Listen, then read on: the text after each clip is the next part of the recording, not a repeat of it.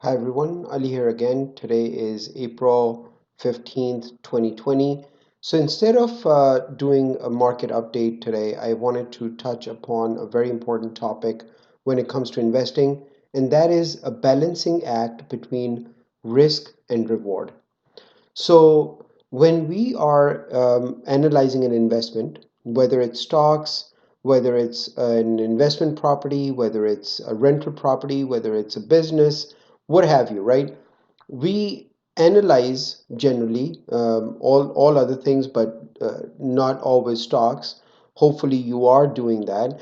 But we analyze our investments, and then based on that analysis, we get confidence to invest in that investment proposition. Now, the reason why we're doing that is because we are anticipating some reward, but we are taking risk to reap that reward. So it's a balancing act when you're analyzing an investment, that the price that you're paying for the reward that you want to reap, and the risk that you have to take parting with that money to invest and reap that reward. Now, with this, the other balancing act that we have to do is between greed and fear, right? If you're too fearful, you're always going to have cash, and if you have cash of $100 today, 10 years from now, you're going to have $100 as well, with a lot less buying power. But if you're too greedy, you might make a lot of risky investments, and you might lose a lot of capital. So it's a balancing act when it comes to investing, that you don't want to be too fearful and keep all that cash, and you don't want to be too greedy and just jump in with your head first into a swimming pool, and there might not be any water in there. So this is what I touched upon yesterday, that a lot of people, including myself, really wanted to understand the fundamentals behind this rally, right? So if you are looking to assess whether this rally is for real, then you probably understand the reasons why you are not trusting it, right? So is this rally for real? Um, First of all, when there is a drop in the market, right?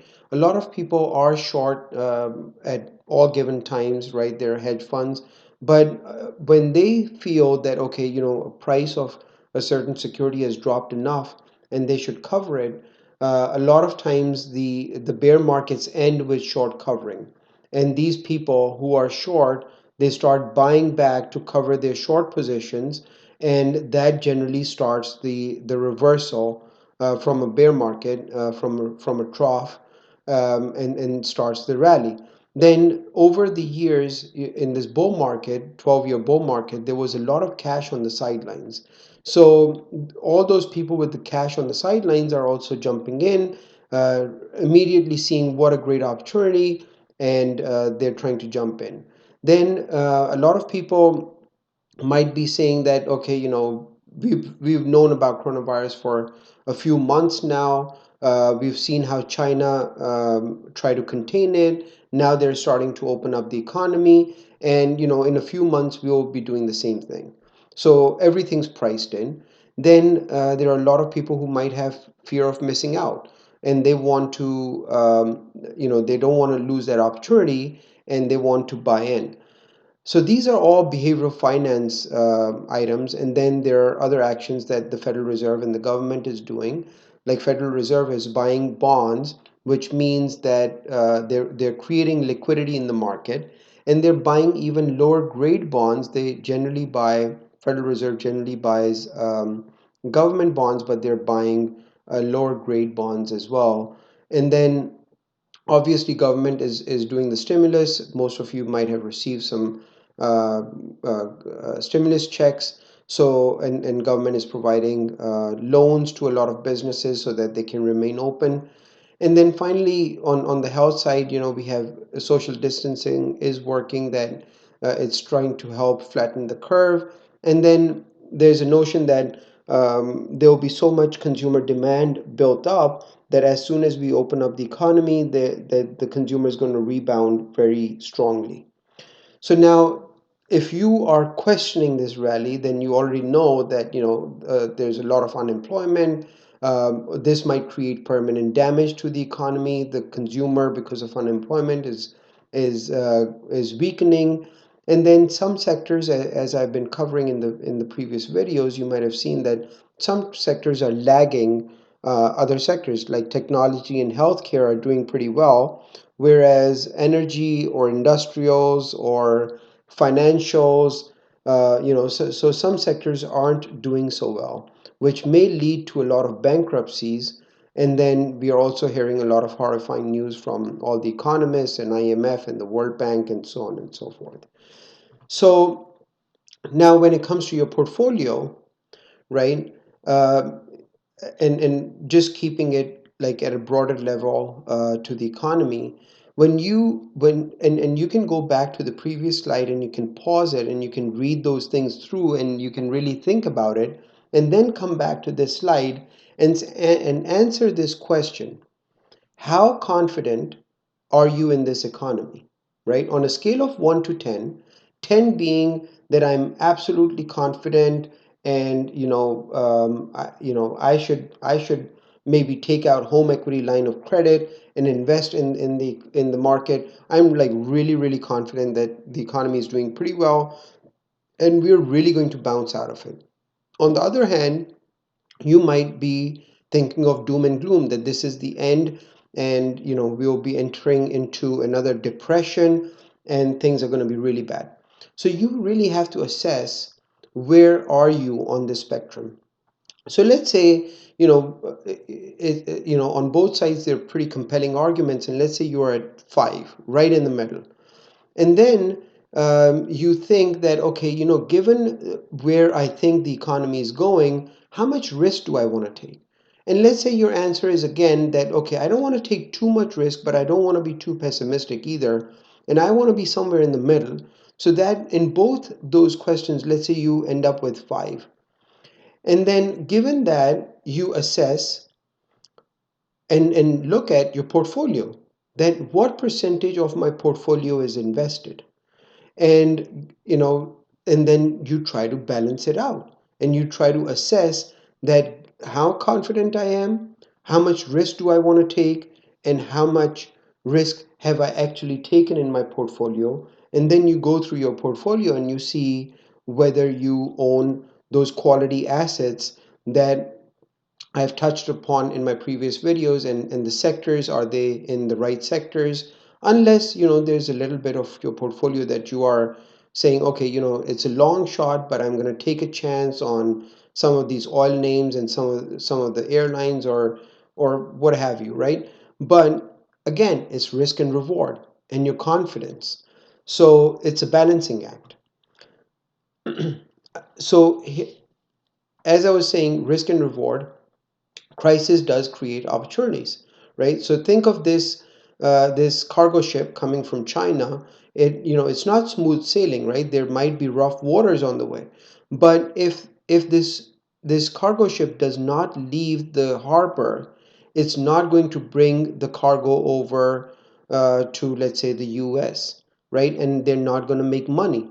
So if you think, what is the safest place for this ship? It might be the harbor, but it needs to go across the ocean to make money. So this is that balancing act. You have to assess risk and reward, and that's how you balance your portfolio. So now, where do we stand in terms of employment? Because if we have jobs, then things are gonna keep rocking. But if we don't have jobs and over time it keeps deteriorating, then things could get worse, right? It's going to end up into earnings of these companies if people are not making enough money. And we are 70% consumer economy, so the consumption is going to go down. So I went to U.S. Bureau of Labor Statistics website, and I got this information from there. So most of the people that we employ are in healthcare, 14%, wholesale and retail is 13, professional and businesses are 13, manufacturing is 10, leisure and hospitality is 9, education is 9, construction is 7, information like news and media is 7, and then other and transportation and public administration might add up to like 17. So in total, we have 157 million jobs in the US. And out of those 157 million, 21 million are in healthcare, 20 million are in wholesale and retail. Troubled area, right? Manufacturing has 15.7 million. Then leisure and hospitality, very troubled, has 14.6 million. Construction has 11 million, and there might be a little bit of trouble in other sectors as well, but clearly it's not like every sector is doing amazing, right? Some might be doing pretty well. Healthcare sector, of course, these guys are making everyone proud and doing a lot of heavy lifting right now. So there are 157 million people employed in the US. Out of the 157 million, we used to see like jobless claims of between 100 to 200,000 on a monthly basis, but sorry, on a weekly basis. Last 4 weeks alone, we're getting to 20 million people filing jobless claims, and some of this might be permanent damage. So these are the things that I'm just looking at, because I am trying to understand, and it all started from trying to understand the rally, and then going drilling down and into it and trying to understand the fundamentals. And that's what I wanted to share with you today, that you can really think about from your portfolio aspect. So this is what I had yesterday. That first of all, and this is what I'm doing, I'm trying to make sure that I have enough liquidity in case I lose my job, that at least I have 1 year's worth of expenses to sustain. Then from my portfolio perspective, I'm not stopping my bi-weekly contribution. I'm being very selective in ETFs that I'm picking up, focusing on certain sectors that are not troubled. And then if I were to pick stocks, I would focus on the balance sheet, the strength, right? I do not want high debt on the balance sheet. I ideally want low debt to equity, that low debt to equity ratio, and then also looking at equity growth year over year. You as a shareholder, this is what you own, and year over year, if your equity is not growing, that means the company is not growing. Then on the income statement, I want revenue to keep rising and I want earnings to keep rising. And then on the cash flow statement, the first section of a cash flow statement is cash flow from operations. So when you run a business, are you able to generate cash flows from running that business? That's cash flow from operations. So is that positive or negative? And if it's positive, year over year, is the cash flow growing or not? And then I would keep some dry powder, meaning I would keep some cash available, that if selective stocks or ETFs come to an attractive valuation, I could really pick them up. And then not losing sight of bankruptcies, as we've seen that a lot of layoffs are happening. Already heard that JCPenney is looking into Chapter 11. So and Delta and American Airlines in the past did not too long ago, but recent past, did file for bankruptcies and they reemerged.